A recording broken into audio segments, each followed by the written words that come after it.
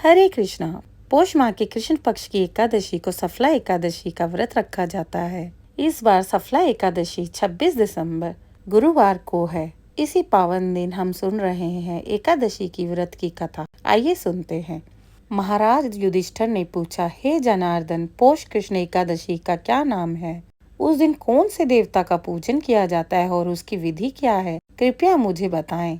भक्तवत्सल भगवान श्री कृष्ण कहने लगे कि धर्मराज, मैं तुम्हारे स्नेह के कारण तुमसे कहता हूँ कि एकादशी व्रत के अतिरिक्त मैं अधिक से अधिक दक्षिणा पाने वाले यज्ञ से भी प्रसन्न नहीं होता। अतः इसे अत्यंत भक्ति और श्रद्धा से युक्त होकर करें।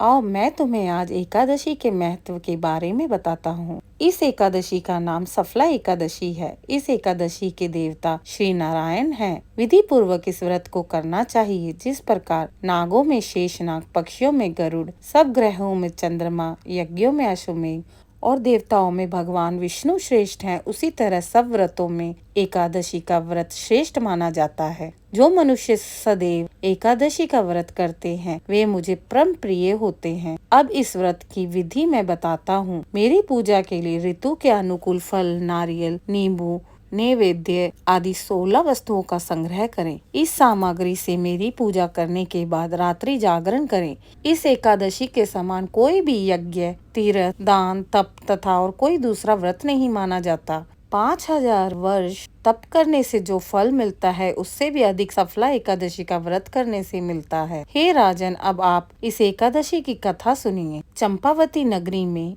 एक महिष्मान नाम का राजा राज्य करता था। उसके 4 पुत्र। उन सब में लुम्पक नाम वाला बड़ा राजपुत्र महापापी था। वह पापी सदा पर स्त्री, वेश्यागमन तथा दूसरे बुरे कामों में अपने पिता का धन नष्ट किया करता था। सदैव ही देवता, ब्राह्मण, वैष्णवों की निंदा किया करता था। जब राजा को अपने बड़े पुत्र के ऐसे कुकर्मों का पता चला तो उन्होंने उसे अपने राज्य से निकाल दिया। तब वह विचारने लगा कि मैं कहाँ जाऊँ और क्या करूँ। अंत में उसने चोरी करने का निश्चय किया। दिन में वह वन में रहता और रात्रि को अपने पिता की नगरी में चोरी करता था तथा प्रजा को तंग करने में और उन्हें मारने का कुकर्म किया करता था। कुछ समय पश्चात सारी नगरी भयभीत होने लगी। वह वन में रहकर पशु आदि को मारकर खाने लगा। नागरिक और राज्य के कर्मचारी उसे पकड़ लेते किंतु राजा के भय से छोड़ देते थे। वन में एक अति प्राचीन विशाल पीपल का वृक्ष था। लोग उसकी भगवान के समान पूजा किया करते थे। उसी वृक्ष के नीचे वह महापापी लुम्पक रहा करता था। इस वन को लोग देवताओं की क्रीड़ा स्थली मानते थे। कुछ समय पश्चात पौष कृष्ण पक्ष की दशमी के दिन वह वस्त्रहीन होने के कारण शीत के चलते सारी रात सो नहीं सका। उसके हाथ पैर अकड़ गए। सूर्योदय होते होते वह मूर्छित हो गया। दूसरे दिन एकादशी का मध्याह्न के समय सूर्य की गर्मी पाकर उसकी मूर्छा दूर हुई। गिरता पड़ता वह भोजन की तलाश में निकल पड़ा। पशुओं को मारने में वह असमर्थ था।